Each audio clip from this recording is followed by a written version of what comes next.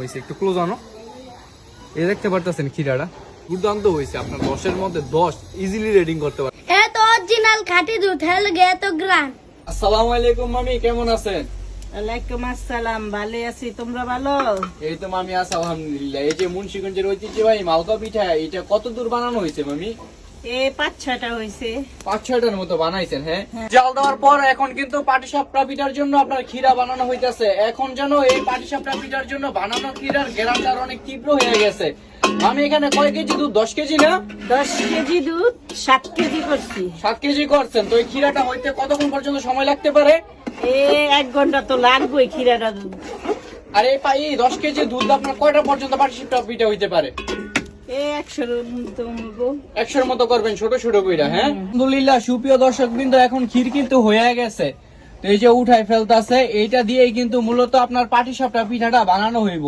তো এটা উঠানোর পর কতক্ষণ যাবত রাইখা দেওয়া হইব যাতে এটা শক্ত হয়। শক্ত হওয়ার পর কিছুক্ষণ পর আপনার পাটিসাপটা পিঠাটা আমরা বানাবো। তো খুব সুন্দর এইটার থেকে একটা স্মেল আসতেছে। যত পরিমাণ গাঢ় হইব ক্ষীরাটা থেকে তত পরিমাণ গ্রান আসবো আর সুস্বাদু হইব। কি বলেন মামি? অনেক মজা হইবে। এই যে পাতলা কইরা দিতে আছে যাতে তাড়াতাড়ি কইরা শক্ত হয়ে যায়। আপনার পাটিসাপটা পিঠা বানানোর জন্য পুরোপুরি কার্যক্রম কিন্তু শুরু হয়ে গেছে। তো প্রথমে মামি এটা কি কইরা নিলেন? এই যে কলা পাতার ডাব্বা দিয়া কলা পাতার ডাগা দিয়ে ঘিটা মাখলাম। ঘি মাইখা নিলেন। হ্যাঁ, এখন কি পাটিসাপটা পিঠার জন্য এটা কি দিয়ে দিয়েছেন? চাউলের গুঁড়ি? চালের গুঁড়ি দিয়ে দিলাম। এখন কি মাটির চুলায় বসাই দিবেন? হ্যাঁ, কি সুন্দর স্মেল, মাশাআল্লাহ। খাওয়ার অপেক্ষায় আছি মামি, কখন হইব এগুলো? এই তো হয়ে গেছে না। মৃদুল ভাই দুধেতে গেরানটা সেইতাছে, এত গেরান কে ভাই?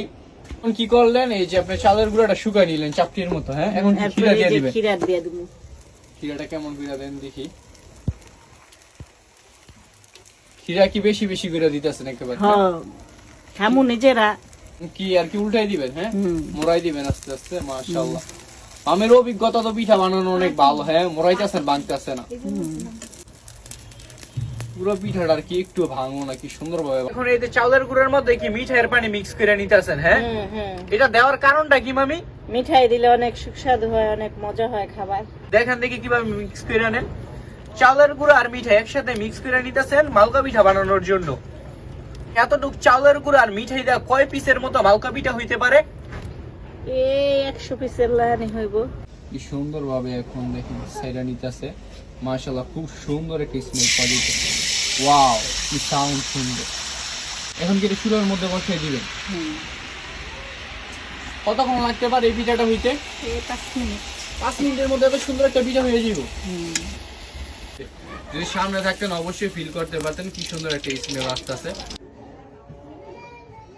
ভিউয়ার্স, আসসালামু আলাইকুম। তো কালকে বৃহস্পতিবার ছিল, পিঠা বানাইছে।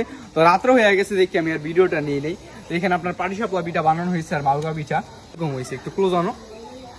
এই দেখতে পারতেছেন ক্ষীরাটা। বিসমিল্লাহির রহমানির রহিম। অসাধারণ ভিউয়ার্স, দুর্দান্ত হয়েছে। আপনার 10-এর মধ্যে 10 ইজিলি রেডিং করতে পারবেন। ঠিক আছে, এই আছে মালকা পিঠা। পাটিসাপটা পিঠাটা ভিউয়ার্স এক এক হয়েছে, কারণ জানেন এই পাটিসাপটা পিঠা মানে এমনি ফেভারিট, আবার গাঢ় খিদে বানানো হয়েছে। মনে করেন 3-4 জন খামু, গ্যাস্ট্রিকের সমস্যা যাই হোক, আগে বরাবর পোলা মাংস খামু, ওইটার ভিডিও পাইবেন। আল্লাহ হাফেজ।